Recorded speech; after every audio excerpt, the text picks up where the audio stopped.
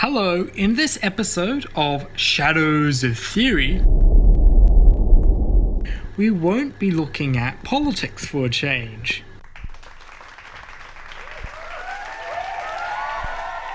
Instead, I'm going to be examining the film, The Babadook.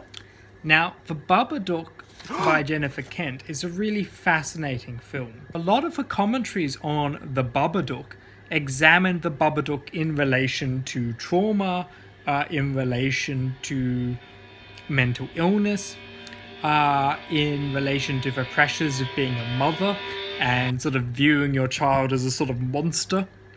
And what these approaches share in common is an attempt to frame the Babadook as an allegory, right? So what they do is they frame the Babadook as an allegory. In fact, it's kind of hard not to think of the Babadook as a metaphor for grief, for mental illness, for anxiety, and depression, because the film itself kind of frames the Babadook as a sort of return of that which is repressed. I mean, there's that sequence where we see in the Babadook a scene where a picture book is shown and the character of the mother has torn it apart, tried to get rid of it, and it says, every time you discard me, I come back stronger. So it's difficult not to read the Babadook that way. So I think the reading of the Babadook as a metaphor for these repressed emotions and experiences is valid, absolutely. But I want to focus on another aspect, the aspect of the grotesque, the aspect of the weird and the strange and the fairy tale. And I'm not denying the correctness of these readings. I'm not denying that there's an allegorical aspect to the Babadook. But what really interests me is the fairy tale elements of the Babadook. Now, right away, you might say, but aren't fairy tales, having read your Freud, an allegory for trauma? Or they read fairy tales in relation to moral stories, right? Now, I don't know about the trauma angle. I think fairy tales often do have or do pick up on themes related to sex and sexuality. Perhaps you remember that scene in Little Red Riding Hood where she gets into bed with the wolf, right? Angela Carter explored the idea that there is this sort of sexual element to the fairy tale. But I'm going to look at the fairy tale in a slightly different way. Now, I don't think that fairy tales necessarily relate to imparting a moral message. If you look at the Brothers Grimm, I think they're more fascinated by the perverse and the creepy and the eerie and the weird, those sorts of themes that you see in horror films, right?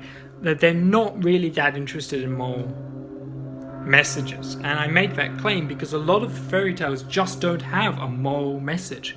If you, for example, read The Blacksmith and the Devil, the story is actually about a deal made with the devil. However, the devil comes off as a relatively nice guy. He's sort of this bourgeois business person who is actually very honourable, who keeps his word. In fact, a number of Grimm stories feature the devil. The devil is not usually portrayed as all that bad. In a way, the Babadook also alludes to elements related to the fairy tale, or with cultural phenomena associated with the fairy tale. Firstly, the film has a sequence very early on where the protagonist is reading to her son from a fairy tale book. Then we also have more sophisticated allusions. There's a dream sequence which features scenes from the filmmaker George Méliès. And George Méliès was the inventor of special effects in cinema. He was a silent filmmaker, but his films often contain fairy tale or whimsical elements.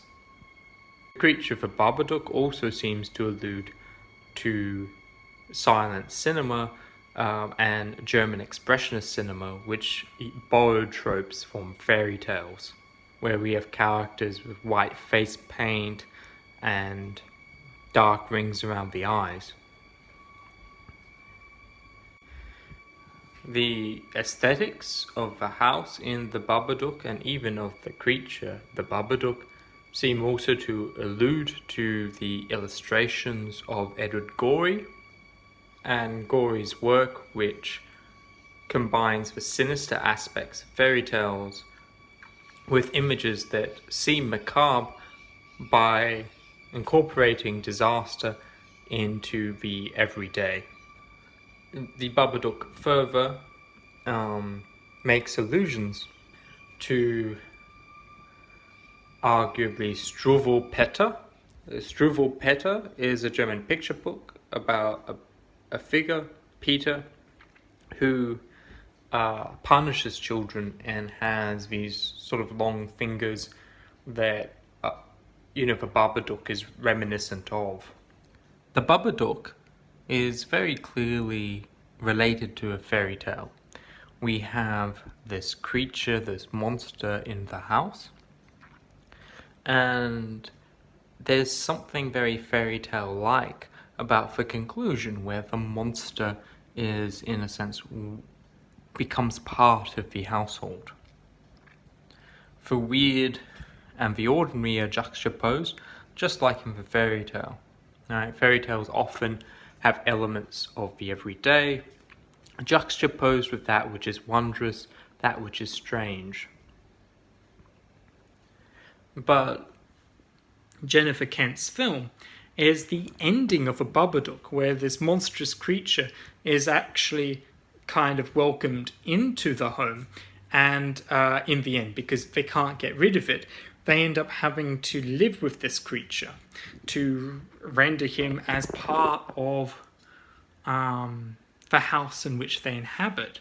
And what's fascinating about this is, of course, you could read this as living with trauma, but you could also read it as the supernatural forming a part of the natural. And that's something that we often find within fairy tales.